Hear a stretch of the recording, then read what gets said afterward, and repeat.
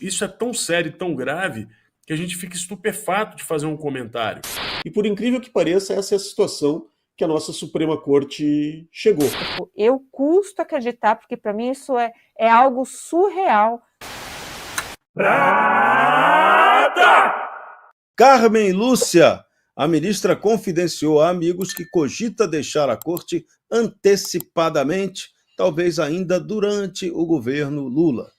A revelação foi do Cláudio Dantas. A ministra teve seu visto americano revogado pela Casa Branca, com certeza está chateada por isso, e estaria com medo até de virar alvo da lei Magnitsky.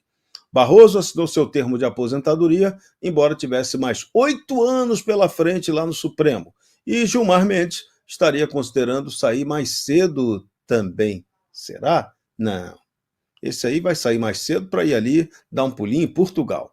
No núcleo do governo, há uma pressão crescente para que ministros deixem logo a corte, para garantir nomeações alinhadas ao modelo que está hoje em vigor e que Lula vai poder ainda aprimorar ainda mais com o seu jeitinho tirania. O objetivo é aliviar a pressão americana e bloquear as indicações da direita por 2 décadas. Coronel Amaro, será que essa aposentadoria antecipada da Casa, que agora ainda não sabe se a data em que ela pode acontecer, pode beneficiar que Lula consiga botar mais gente ainda de peso negativo no Supremo Tribunal Federal? Olha, meu amigo, infelizmente isso parece ser aí um efeito colateral de toda essa movimentação que os Estados Unidos estão fazendo em direção à nossa Suprema Corte. E cada cidadão brasileiro consciente deve considerar, no mínimo, vergonhosa essa situação que o nosso país se encontra.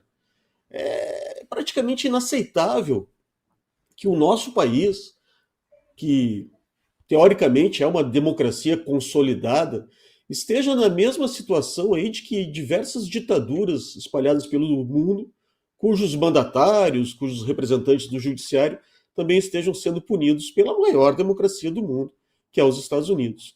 E por incrível que pareça, essa é a situação que a nossa Suprema Corte chegou.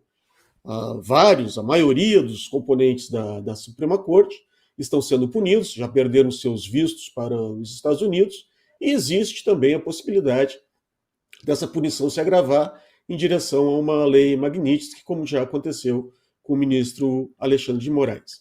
É claro que nenhum dos componentes daquela corte deseja passar por essa experiência.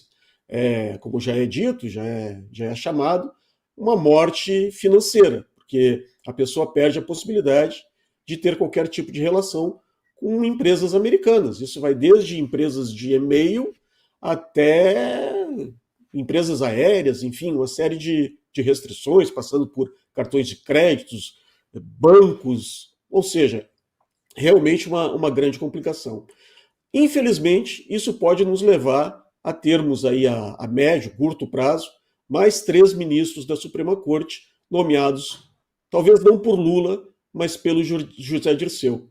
Um livro, Zé Dirceu, escrito por esse eminência parda do petismo, descreve bem ali como ele utilizava um processo de escolha para os ministros da Suprema Corte. E eles aprenderam muito já com o ministro Joaquim Barbosa. Eu acho que eles não vão repetir esse erro e vão cada vez mais nomear pessoas extremamente comprometidas com o petismo.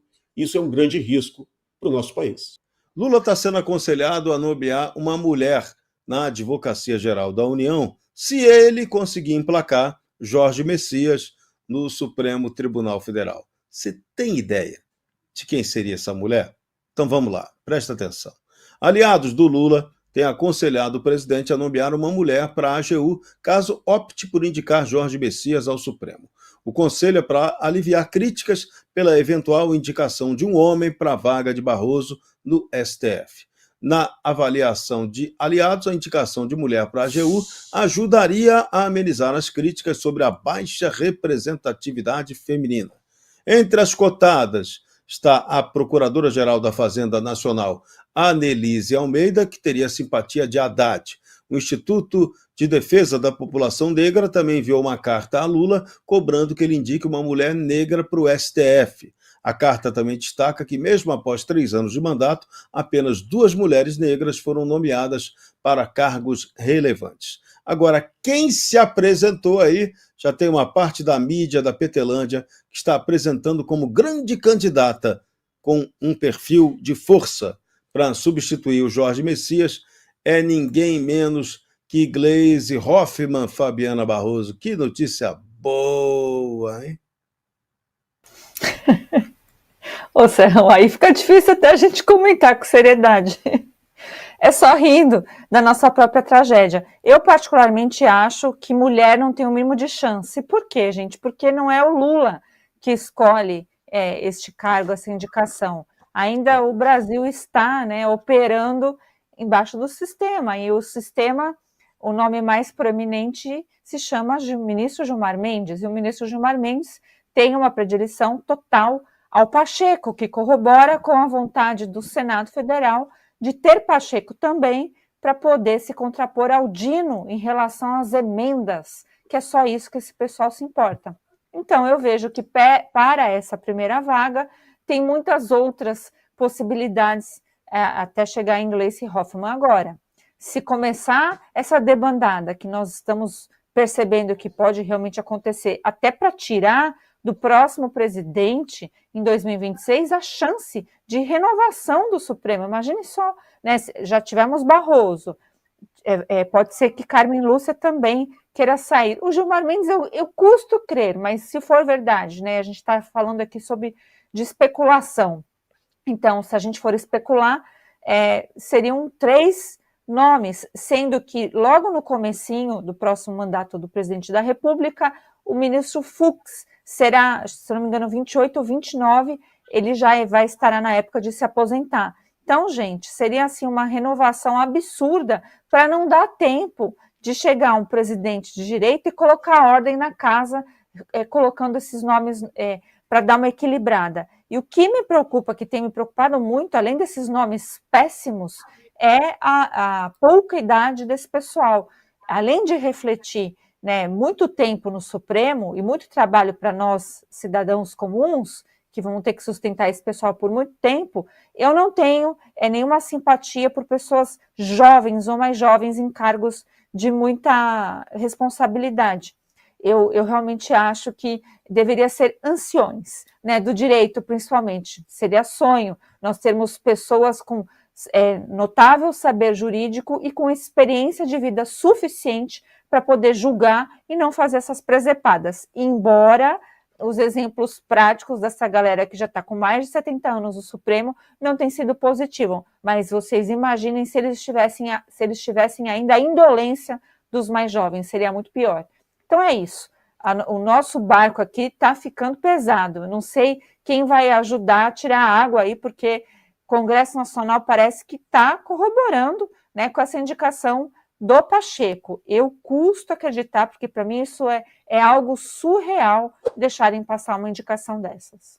É sério mesmo que eles estão negociando a toga em troca de palanque, eleição? Assim, o que tem a ver a eleição em Minas com eventuais nomeações?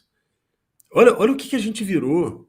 Como é que a população pode acreditar em justiça quando as nomeações para cargos que são absolutamente técnicos e que é necessário a presença, por exemplo, de notório saber jurídico, como a Fabi trouxe, experiência, capacidade de... Gente, nós estamos falando de justiça. Capacidade, portanto, de fazer julgamento lastreados na lei. Como é que a gente pode estar discutindo processo eleitoral misturado com isso tudo, indicação, partido e por aí vem? Perder a vergonha, Serrão. Perder a vergonha. Outro dia desse eu vi o líder de governo do PT falando do fatiamento da Caixa Econômica para os partidos. Até aí, que a coisa tenha ficado desavergonhada, dá até para entender que foi isso que o PT fez a vida toda. Agora, fazer isso com a justiça, é sério mesmo? E o movimento feminista tem a dizer o quê? Quando a gente vê uma indicação para a AGU apontar única e exclusivamente o fato de que precisa ser uma moeda de troca, uma moeda de compensação política para pagar pedágio. Gente, O cargo da AGU está sendo utilizado, inclusive o cargo de ministro supremo da STF, está sendo utilizado como moeda de compensação para pagar pedágio para militância feminista. É sério mesmo que vocês transformaram o país nisso? Isso é tão sério e tão grave que a gente fica estupefato de fazer um comentário. Porque nós estamos falando dos cargos mais altos da magistratura. A gente está falando de um poder que deveria estar sendo preservado de eventuais influências políticas, mas, no entanto, nós estamos observando como funciona a troca de favores. Gente, para escolher ministro, sinceramente, Serrão, eu não sei nem o que dizer ou o que comentar diante da barbaridade que o Brasil virou nas mãos do PT. Se você chegou até aqui, é um bom sinal. Para assistir os vídeos completos, acesse nosso site ou baixe nosso aplicativo totalmente grátis.